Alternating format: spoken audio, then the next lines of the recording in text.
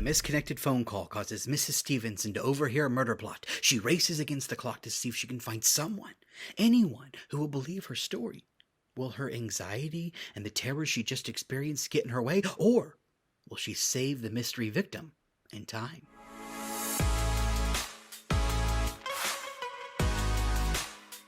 Welcome to Script Chat, where we delve into scripts written by classic and contemporary writers of the stage.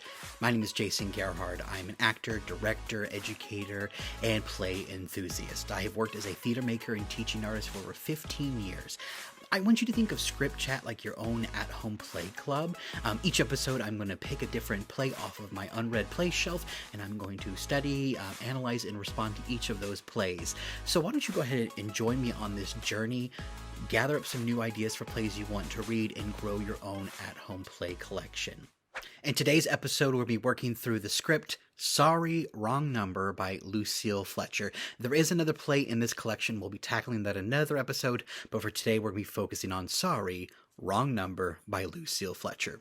In this play, we follow Mrs. Stevenson, who is an anxious housewife. She is at home one evening. Her day nurse is gone for the evening. It's her night off, and she's desperately trying to reach her husband. This is set in the 1940s, and while there was the ability to call direct lines, quite often you would need to call an operator who would use a cable system, plugging the cable in, traveling to another cable, and trying to kind of track those calls, move them around. So she's calling her husband one night. She's not been able to reach him. She's having the operator help her out, and she's still unable to find him. So she ends up having them connect directly to her husband's office. She's trying to try one more time to see if she can reach him, and she somehow is connected to another phone call. She can hear them, but they cannot hear at all, and she overhears what seems to be a murder plot. She's got two guys who are kind of discussing, oh, hey, here's the instruction. This is the address you need to go to, but here are some instructions you need to know about this woman. She lives on 2nd Avenue. She lives near a subway train station. Okay, about 11 o'clock, the local kind of police officer that kind of protects the area, watches out for the area, he goes into the bar to have a beer every night. Make sure that her light is off in the bottom of her house. Wait till exactly 11:15, because at 11:15 a train will go by and it'll be so loud that no one can hear her scream. Okay, you got to do this and make sure that she is gone. That's what the person who's paying us wants. Then all of a sudden the call is dropped. Mrs. Stevenson is like, what do I do with all of this information? How do I help this person out? So she calls back the operator and was like, hey, can you trace that call for me? Someone's in danger. I need to help them now. And they're like, I don't know what you're connected to. We can't trace anybody since the line is no longer connected. So there's nothing we can do. So she's like, okay, why don't you go ahead and put me in connection with the police? So she gets connected with the police, and she's like, hey, here's what I overheard.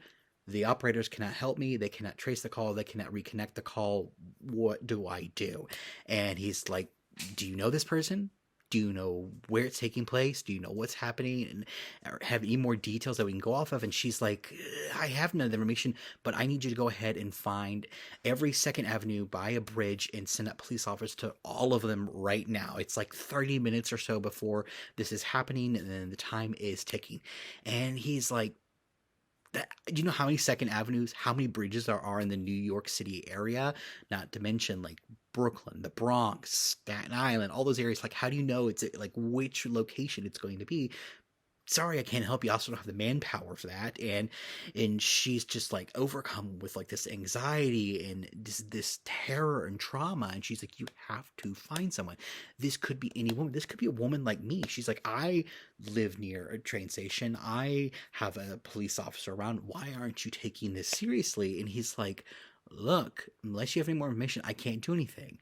One thing I love about this play is that it's already, like, even in the 40s, everyone's like, this is the remainder of, police can't really prevent crime. Police come after crime. So she's just beside herself. She went to the people she thought were going to help her, and they're unable to help her. So all this kind of like churning kind of terror, anxiety. Where's her husband? She can't reach her husband. This person might be murdered. She doesn't know where they are, who they are, and no one is believing her story. The operators aren't believing her. The police is not believing her. What is she doing? Okay. She is also an invalid. They don't go into detail like what happened years ago that kind of led this to her. She's always been like this, but she does seem to suffer from lots of anxiety. She's taking pills. She always needs someone to be caring for her at all times. She says her husband loves her so much that he waits on her hand and foot, and that she needs him home. So all this is building up. She doesn't know what to do. She doesn't know where her husband is, and the police are not helping her, and she's beginning to kind of start to have a breakdown. Well, she then calls up. Actually, before this happens, I'm getting a little ahead of myself. After she's done talking to the police, she tries to call him again, his work. Still is not getting answers from the operators, and then is getting mysterious phone calls. She's picking up those phone calls, and she's like, hey, who is this? No one answers. Happens again. Who is it? No one's answering. Okay, she's starting to panic a little bit, freak out. There's somebody mysterious calling her at home. She cannot figure out who they are. So, at this time, she then gets a phone call again. Oh no, she tries to trace it, gets a phone call again, and then she eventually gets a call from Western Union, who they are like, hey, we've got a telegram for you.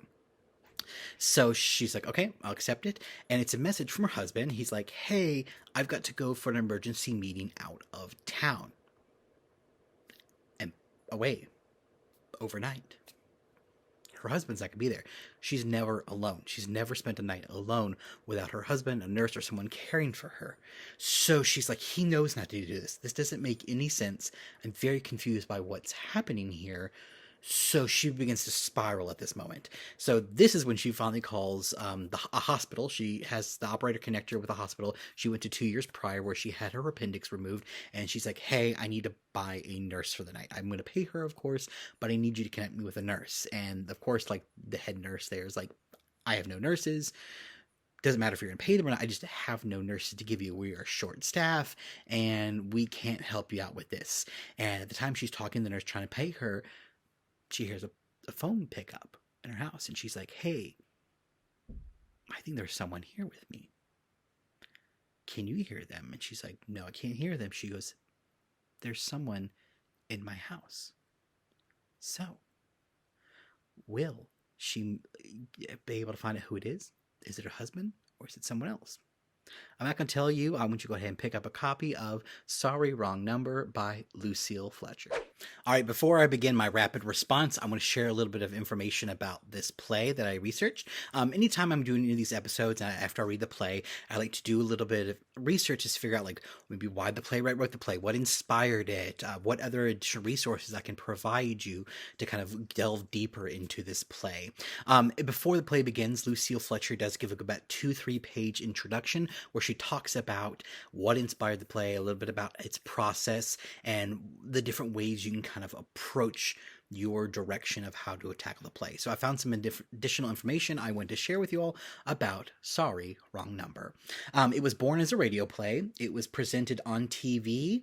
It has been presented on TV, and is a one-act play, and was eventually expanded into a film noir movie in 1948 starring Barbara Stanwyck. Stanwyck was nominated for an Academy Award for Best Actress, but lost to Jane Wyman and Johnny Belinda. So if you'd like to see maybe a production of this, a version of this, I would check out the film that starred Barbara Stanwyck. Okay, so a little bit about my rapid response. As kind of hinted at, Lucille Fletcher does go into different ways that you can tackle this play. Yes, it was written as a radio play and then expanded into a one act, and then it was turned into a movie. And her script version kind of allows for a lot of these things to be done per your own choosing. She says, okay, if you want to do it as a radio play, you can follow all of the radio stuff, just ignore everything's in the kind of parenthetical brackets. All of that, she kind of gives scene work as it's going on. This is to kind of give some kind of visual action that's going on along with the play. So it's an example in the whole scene with the police officer. It's all this kind of discussion of, no, I can't help, no, I can't help, no, I can't help, no, I can't help. Well, that could be just done as no, I can't help, and him just acting through that. But an added layer, added kind of scene work that she gives the play is that there's all of this scene work where another character is bringing him at the office, like, oh, here's your dinner. And he's like, I don't like this dinner. Bring me this other thing. And he brings him something else. And then he's like, oh, I'm going to eat some dessert. So the whole time when he's like, oh, I'm busy, he's receiving a dessert. So it adds on like an additional layer of kind of like the hypocrisy where he's not really paying attention to Mrs. Stevenson and kind of ignoring her. Oh, he's just really focused on the food that he's about to receive. So she is like, hey, you can do this as a radio play. You can do this as like an actual radio play recorded for the radio. You can do this as a like live radio play where you're performing this in front of the actors, in front of your audience. You can do it where the actors are doing all the sound effects behind maybe a black screen or somewhere off stage and you're piping in the sound. You can do this as a fully realized one act play. And I think that's very exciting. Different options and opportunities that she gives to you as artists to figure out how you would like to do this play. It is a short one act play, so there's lots of different possibilities here. I do think that the kind of the mad wife that it's exploring is a little dated. Is kind of very built to that mad wife. I'm going crazy. I'm having this anxiety pills. Woe is me. My husband's not here. But it's still a phenomenal role for an actress to really dig deep, like good meaty, chew the scenery, really go over the top and like balls to the wall kind of descent into madness in about a 20-25 minute period. So there's lots of flexibility in the casting. There are several operators, so like you can cast like upwards of like almost like 15 different characters. That's like each time she calls, there's a different operator.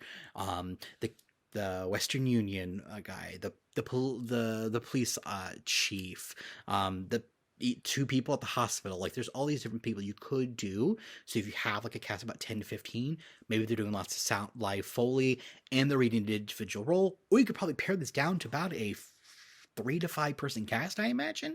You got Mrs. Stevenson and maybe a male female voice, 2 or 3 additional voices to kind of bounce around. So there's a lot of flexibility, how big, how small you would like to play with it. All right, now we've arrived to the short of it, which is my takeaways, the final things I would like to give you to kind of maybe inspire you to pick this play up, add it to your collection, or maybe produce it on your stage. Okay, here we go. It's about a 20 to 30 minute play. There's some kind of flexibility there, how much you want to play with that silence. There are flexible casting options. It can be done minimally. It can be a stage play, a live radio play, or a recorded radio drama.